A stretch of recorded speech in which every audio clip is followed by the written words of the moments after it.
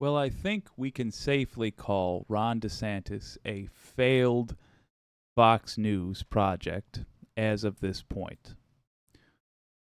I don't think, however, that it's safe to say that this guy is out of the race yet. What am I talking about? Well, right before Trump's legal woes were going to come into the light for the American people, right before that was anticipated to happen, Fox got behind Ron DeSantis. They were clearly favoring him in their coverage over Trump, singing the man's praises. Now, now it looks like this.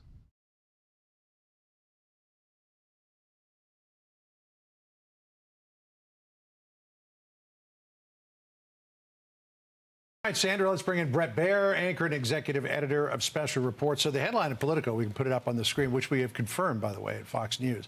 Ron DeSantis let go more than 3 dozen staffers. It's a third of his campaign staff. It's some 38 jobs, including 2 senior officials.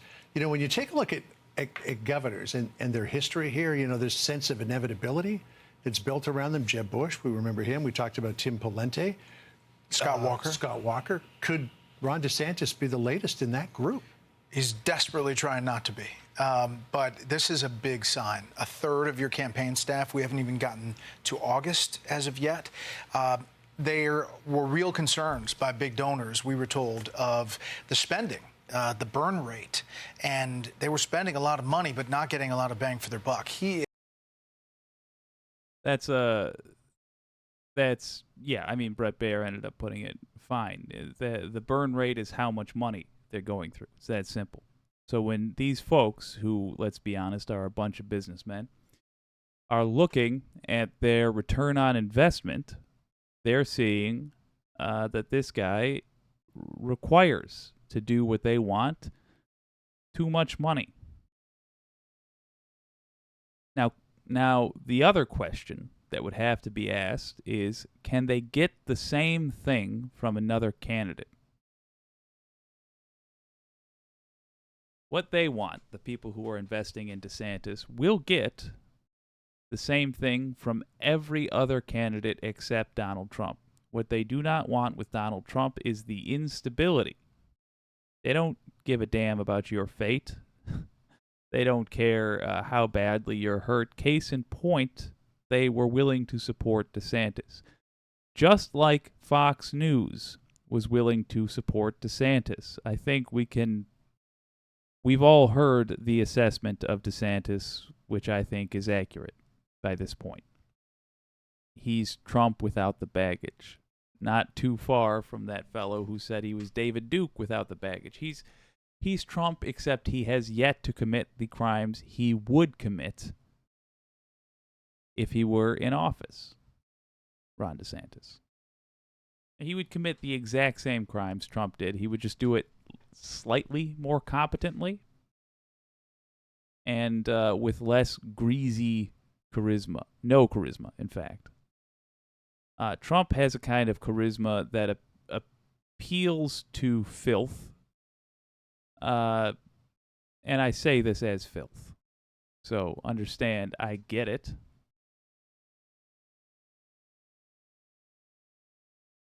But DeSantis functionally would be the same, just without the existing baggage. So I bring this up to make it clear. It's not as though Fox News took a strong stance against what Trump did. They just wanted to, like the mafia, they just wanted to wash their hands of somebody that got caught. But they always overestimate the American people. Trump's decline is going to take longer than just the accusations being officially leveled against him. See, they made the mistake of thinking the American people have any respect left for our institutions. They don't. We've been saying this from the jump. It's going to come down to actually seeing consequences. Now, along the way, the folks who leaned Republican enough that they were willing to ignore the January 6th hearings, we, the decent human beings left in America, we will pick them up as very weak allies. But nonetheless, we'll pick them up. But that is a very slim number of people. It makes a difference electorally. I'm optimistic about that outcome in terms of politics, the actual voting. But it's a slim number of people. We're talking 1 or 2% of the population that were willing to ignore the January 6 hearings on Fox's Say So, willing to view it simply as a political whatever, but will not ignore a conviction and actual consequences issued from a court. Will not ignore the proceedings of the court. Trump's own words. Again, I stress, it's just too interesting for them to ignore. The mistake Fox made was assuming that the allegations would be enough, that it would affect the way people viewed Trump. They overestimated, once again, the American people. Is trailing in every poll by 20, 30, sometimes 40 points, depending on the poll, depending on the state. And you just haven't seen the traction for the guy that was supposed to be the guy. Yeah, it was just wait until Ron DeSantis gets in the race. Right. So Trump's going to be in trouble. That's not the case. There's a change of policy, clearly. There's a change in media strategy. We at Special Report have been trying to get an interview with Ron DeSantis, Governor DeSantis, for months, and had asked repeatedly. We just got confirmation that we will interview the governor in New Hampshire Monday. As long as he makes it I think that far in the campaign. Yeah. Oh. But let's just put it up, because this is a really interesting timeline about the constant reboots here, the DeSantis campaign, or at least the repeated reboots. April, DeSantis Super PAC debuts its very first television ad. May 24th is the announcement. By July 6th, circulation of a confidential campaign memo. July 15th, campaign fires a dozen staffers. July 24th, the New York Times reports the campaign's moving into leaner, meaner operation, cutting costs. We now find out that they're cutting 38 staffers. DeSantis says he's going to hold smaller scale events in earlier states and then engage more with the mainstream media, which would dovetail right into the idea that you've got this interview with him coming up Monday in New Hampshire. But that's an awful lot of trouble for a campaign that's barely 2 months old. It is. I mean, remember, we haven't made it to the first debate, which is August 23rd in Milwaukee. Which he will qualify for. He will, and he has talked about being there on the stage. I do think this is setting up to figure out who will be the person who goes up against the former president. Right now, if you look at every poll, if you look at the positioning, if you look at what has happened after every indictment, after every major legal maneuver, the former president's numbers have only gone up. So there would have to be a major change for that to shift. And I think that there is a fight to be the one person who will be the alternative. Yeah, I mean, maybe you dilute the pool of remaining voters by having so many people in the race. So Fox's support of DeSantis, it's evaporated. Understand that they will take anybody as their golden cow of choice for that election. Anybody, as long as that person is willing to sign gigantic tax breaks for billionaires. As long as they're willing to do that, billionaire Rupert Murdoch will say support him. The reason they are eschewing Trump in their weak little way is because Trump is bad for business. They're a branch of this crime family, this organized crime business that they're in. Or let's call it more accurately, organized corruption. That's what Fox is. They're a branch of that. And they think, the old boss is bad for business. Maybe somebody take him out on a rowboat. So, what does this tell us about DeSantis' campaign? First of all, from the perspective of a progressive, I'm delighted by this. The two worst people in the immediate for the United States to hold the White House next. Of course, number one would be Trump. Number two would be DeSantis. Both would mean the end of democracy. They will both utterly gut the system. DeSantis knows what job he is trying to get. It's not president, it's dictator for life. He knows that if you get elected as a Republican now, you have the opportunity to hold that office for the rest of your life. You have the opportunity to cancel future elections with bogus claims of fraud, like we have seen petty dictators do in smaller, weaker countries. They are trying to make us smaller and weaker. That's what DeSantis wants. Both of them are terrible choices.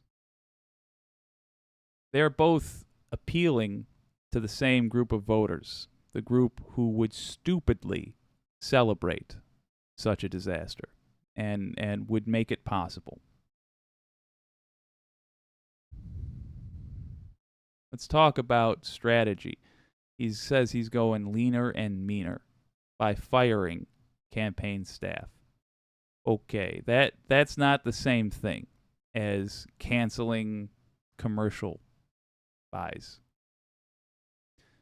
Leaner and meaner is it can be planned, but he spent a bunch of money up front. Let me try this again. You could have argued that it was planned if, like he has done, he spent a bunch of money up front and then took steps to save money for a while after getting that initial splash made. In terms of things other than firing folks. But you don't hire them in the first place if this is part of the plan. So he is reacting to negative developments, things that he was hoping wouldn't happen. That means his initial plan didn't work. Good. That is a good sign for us. I want to stress again, it is real early. In horse racing, which I now somewhat regret being a big fan of for the first 3.5 decades of my life, in horse racing, very rarely does the horse that gets out ahead of the herd win if they get out early.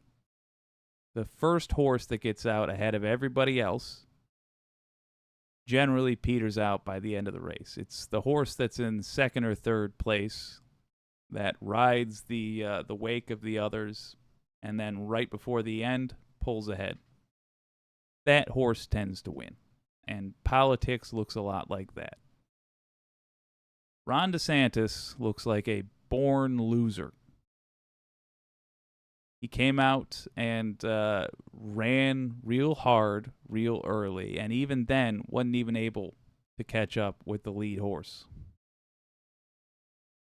It looks like he's not going to have the steam to make it all the way through 2024 unless he does a fantastic job on the debate stage. I somehow doubt he's going to do a fantastic job on the debate stage.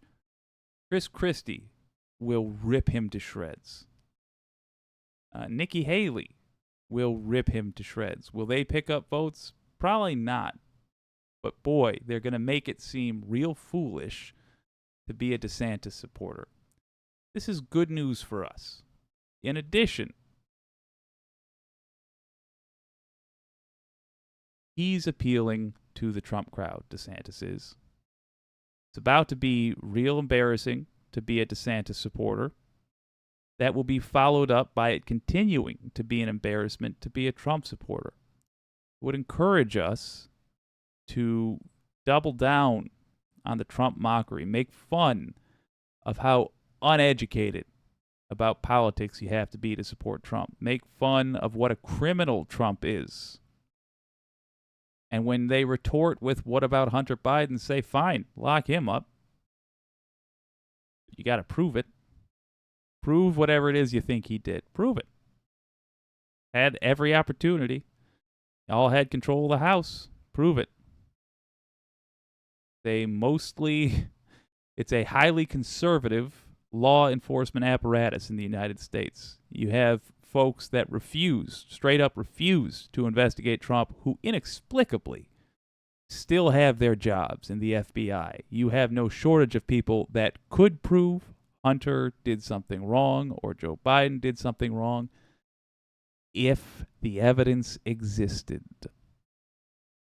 We have no particular allegiance to the Bidens, so take advantage of that. Prove it, potential MAGA voter. Prove it if Biden did something wrong. In the meantime, we think we can prove Trump did something wrong. We think that's exactly what the Department of Justice will do. Let's both agree that neither of us will vote for criminal scum.